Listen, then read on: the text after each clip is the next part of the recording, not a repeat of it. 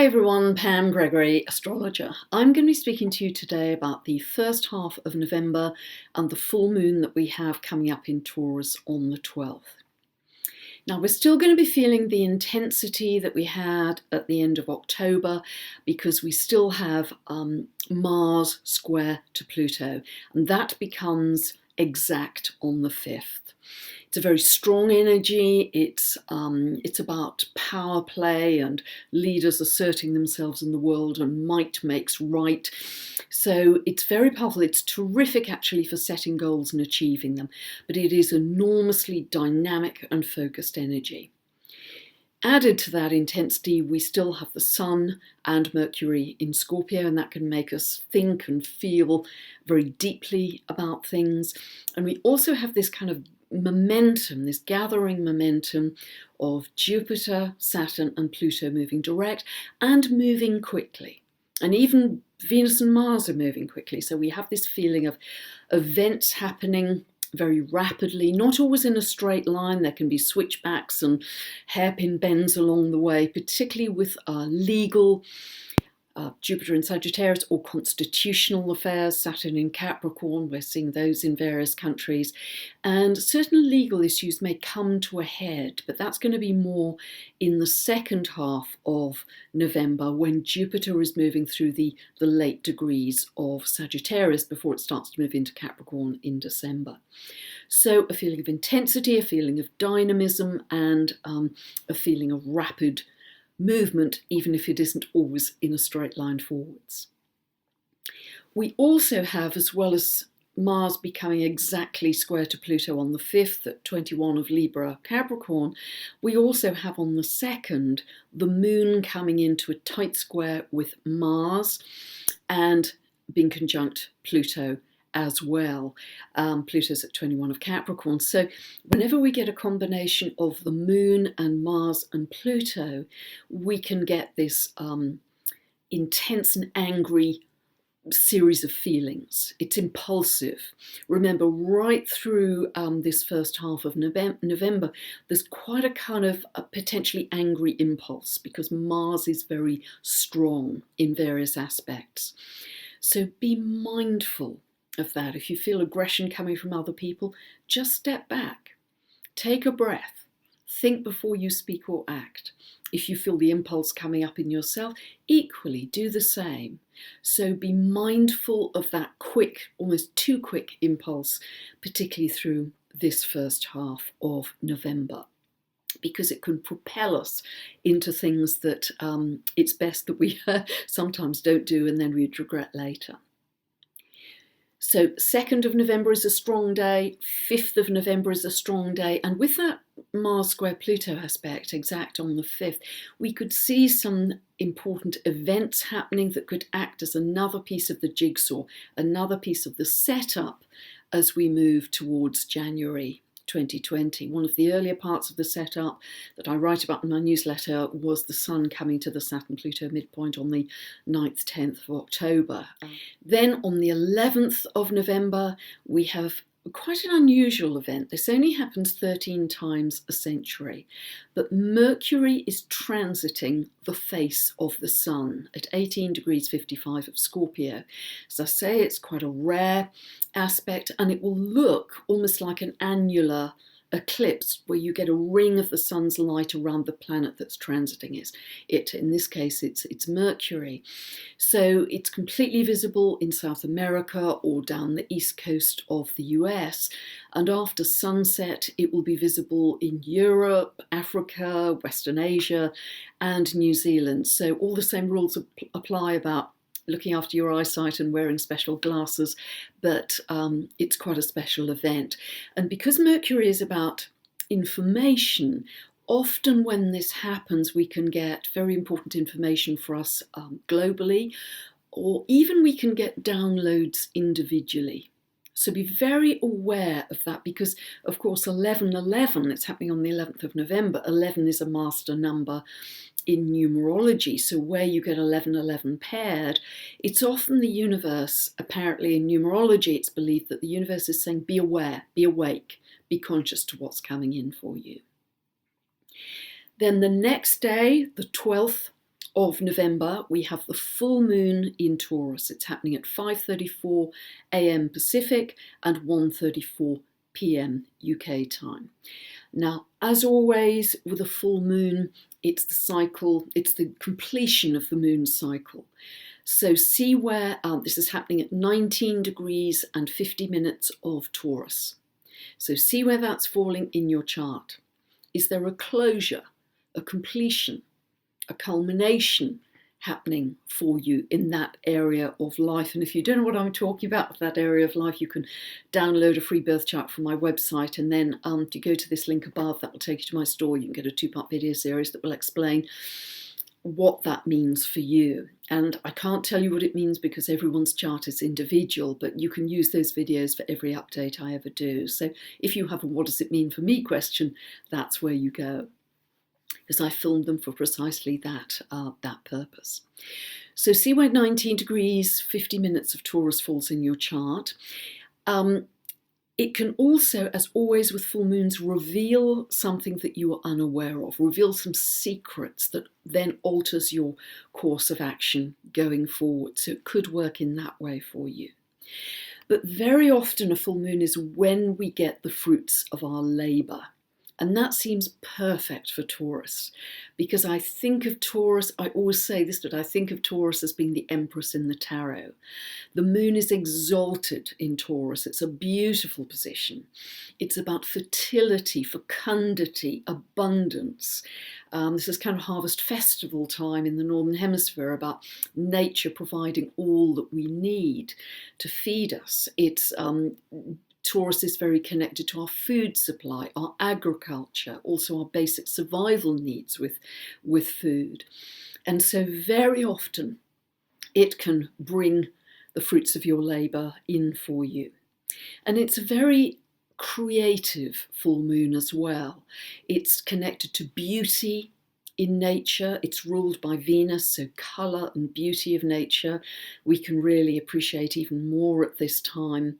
And what Taurus is particularly good at, people with strong Taurus in their charts can just really connect to the natural rhythms of the earth. They can find complete stillness and peace, more than any other sign in the zodiac actually, complete stillness and peace in nature. And this is what this full moon can offer us as an antidote to an awful lot of craziness and turbulence happening in the world. And research studies have been done with people who just spend 20 minutes in a local park in nature. It lowers their cortisol levels, their anxiety levels. So try and find, if you can, times in your day, ideally being in nature if you can, just to decompress your energy. I personally have to spend at least an hour in nature every day. I'm lucky to have a local piece of woodland, ancient woodland, and I go there almost every day. And I just sometimes stand amongst those trees and just feel their stillness, but also feel the connection to divine intelligence that comes through nature. Just that connection to the divine. And I write about our human interconnectedness with the whole universe a lot in my first book. You don't really believe in astrology, do you? But it's that sense of connecting to something much greater than self. And you can just almost feel your energy decompressing and it taking you into peace. So forest bathe, that does amazing things for your physiology. Meditate in the moonlight at this full moon if it's a clear sky, but find a way with all that's happening in the world to really find a default method to bring your energy back to stillness. Carl Gustav Jung said it's not what happens to us in life, it's how we react to what happens to us. And if we find that we're getting too caught up in the drama, we're getting fearful, we're getting anxious about everything that appears to be so turbulent, that used to be so stable and apparently permanent in the world, find a daily way to bring your energy back. Energy follows attention. And if your attention is constantly outwards to those events, it's going to scatter it. Be mindful of bringing your energy inwards.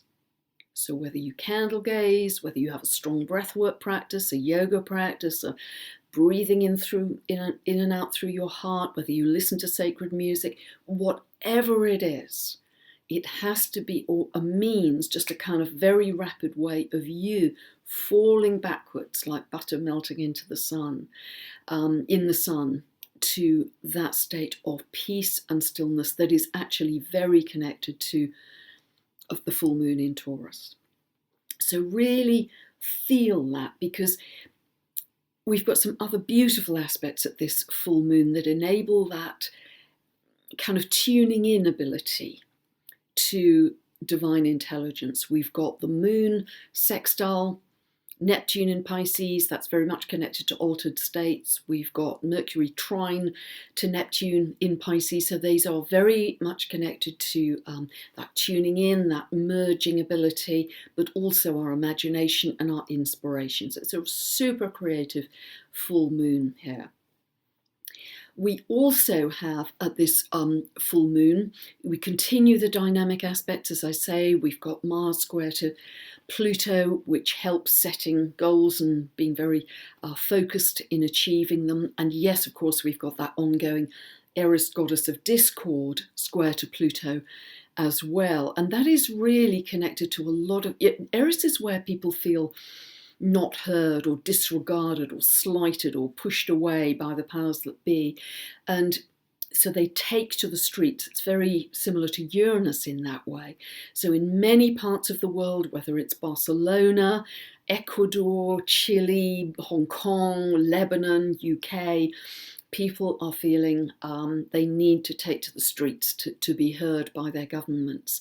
And just see that in the context of the bigger picture of Pluto moving through Capricorn to deconstruct the old order. So see that as part of what is happening. Okay, try and keep that bigger context, because astrology is incredibly helpful for us if we can see that bigger context. And it can be very reassuring in terms of where humanity is evolving to, which is much less of a vertical structure in our society potentially, but it's going to take a few years to get there, because Pluto doesn't move out of Capricorn until 2025, and then it moves into Aquarius, which is very different. So coming back to this full moon, it is a very powerful manifesting full moon, because as well as the creativity and the links to Neptune, which are so beautiful, the moon is very tightly trine, positive aspect, to Saturn, 16 of Capricorn, and to Pluto at 21 of Capricorn. So, and even the sun is sextile to Pluto. So this is very practical, but it's excellent for manifesting. So setting goals and making them real, making them concrete in your world. So you can really use it super well for that too. Another beautiful aspect at this full moon is the moon is exactly conjunct Vesta, the goddess of the sacred flame. So if you're feeling a lot of intensity at this time with the Sun and Mercury in Scorpio, you can just purify those emotions, dedicate them to the sacred flame, or if you're in nature, send them back to the earth. The earth will just absorb them and deal with them. So find ways that you can actually just shed any intense or negative emotion that isn't actually helping you move forwards. Then this is exact in the second half of November, but we're going to be feeling this from about the 10th of November or so. Jupiter is going to come to conjunct the Galactic Centre. Now, as I say, that isn't exact till about the 19th, but we're going to feel the build-up. And before lots of people write to me, the Galactic Centre is at 27 of Sagittarius, and Jupiter comes to this point every 12 years. Now, the Galactic Centre, when planets aspect it, and particularly a planet like Jupiter, which is about expansion and understanding, and our knowledge comes to that point, it can give us a wonderful sense of a connection to something much greater, a much greater cosmic consciousness, where we can start to get a better idea, better understanding of our place in that cosmos. it always feels to me when Jupiter comes around to this place every 12 years, it's like Columbus discovering new lands. We discover something new about the Earth's place in the cosmos. So this could manifest as new galactic news coming through, new science, as it were, our understanding of the universe and the cosmos, or it could be working at this level of our spiritual evolution. Because we know that the Earth's magnetic shield is falling very rapidly. That is allowing a lot of new galactic and cosmic energy into the Earth, which is partly accounting for these shifts in consciousness, which many people are feeling. And this is a fabulous opportunity with Jupiter coming up to conjunct the Galactic Centre to really maximize that and to expand our sense of cosmic consciousness. So be aware, we're already going to start to feel into that from about the 12th. It's very expansive, beautiful, great time to meditate from that time onwards. However, very different energy, as we know, is the Saturn-Pluto conjunction, which has been operational the whole of 2019 and becomes exact January the 12th, 2020. This is very convergent energy, very focused energy. Now, the conjunction is happening at 22 of Capricorn. So see where that falls in your chart, 22 of Capricorn, because that will be an area of great focus all through 2020. If you have any planets between 22 degrees, 26 degrees of the cardinal signs, Aries, Cancer, Libra, Capricorn, see where they fall in your chart, because they could be areas of reconstruction, restructuring those areas of life for you, wherever they fall, those cardinal signs on the cusp. But particularly this focus, this drilling down on 22 of Capricorn. Now, this allows or encourages us to focus very specifically, to drill down on some narrow objectives that we want to achieve in that particular area of life.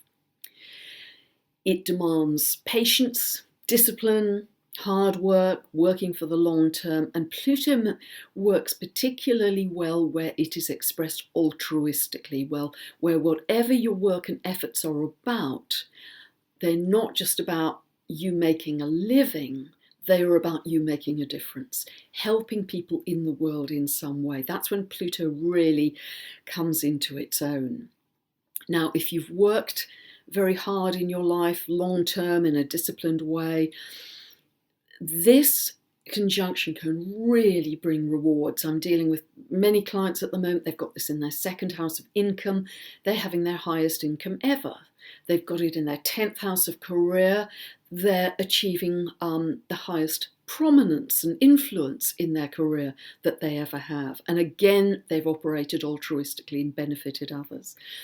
So be aware that those are the what we need to integrate to make this really work well for us. But with Saturn, you always get what you earn. So it can be a time of great rewards. With this aspect in Capricorn, it's incredibly important that in every moment of our lives, we express integrity, transparency, accountability, wisdom, and high principle. Because where individuals or governments or corporations are found lacking, that's where they will be challenged.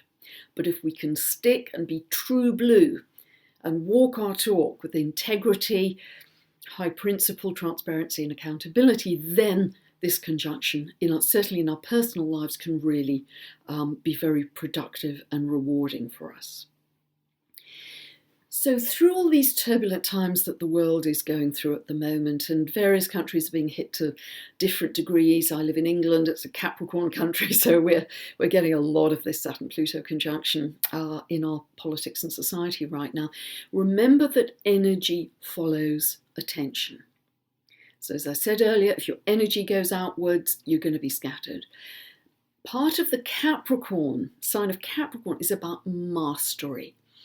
And it is absolutely incumbent on us as individuals to accelerate our spiritual evolution, even especially actually in these turbulent times, by mastering our energy, going inwards, working with our inner radio dial to turn it constantly to peace and unconditional love. Because despite what's happening in the outer world, if you can keep on coming back to focus your radio dial on peace and unconditional love that you then beam out to the world, your own personal reality will operate very differently, but you are adding to how the collective consciousness actually unfolds in the world, and you'll be doing a great deal of good to operate in an energetic way. It's much more powerful than you can ever imagine to work energetically like this. So, a beautiful full moon coming up in Taurus. I read a quote recently, and I don't know who wrote it, but I think it's super important for us at this full moon to remember. And it is, we are in need of a revolution. We need to fall in love with our earth. And that is just perfect for the full moon in Taurus. Because if we can do that, we again get that sense of constantly connecting with divine intelligence through our days. So, hope that's been helpful for you. If you'd like more information about my books, my teaching videos, recently did one called Astrological Synthesis, that if you're feeling a lot of overwhelm when you look at natal charts, that can help you with that. That's on the product page of my website. If you want my monthly newsletter, where I'm going to much more detail on topics that are very much in people's minds at the moment and they want more information on. Monthly newsletter you can subscribe to on any page of my website, pamgregory.com. And I hope you have a wonderful, beautiful, abundant full moon in Taurus on the 12th of November. Thanks for listening. Bye for now.